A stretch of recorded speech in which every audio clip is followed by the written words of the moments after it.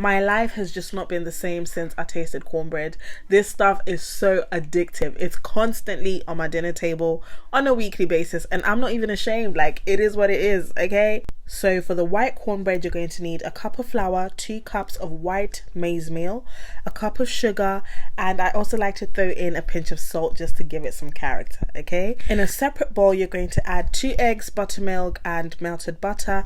You're going to whisk that up and mix it with your dry ingredients. Then you're going to melt some butter in a preheated cast iron pan. This is going to give you that crispy edge on the cornbread, and bake it in the oven.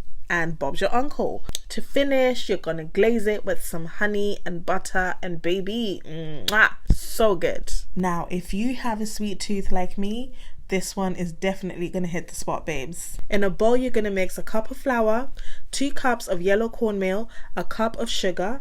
Then in a separate bowl, you're gonna mix 2 eggs, buttermilk, vanilla extract, and some melted butter. Whisk that up and then mix it with your dry ingredients. Chef's tip: do not overmix your batter, okay? You just need to mix it well enough for all the ingredients to be combined.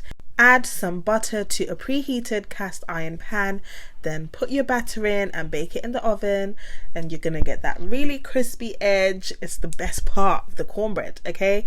Top it up with some butter when it's done and some honey, and just look at how heavenly that looks. Oh my goodness. Ooh, baby.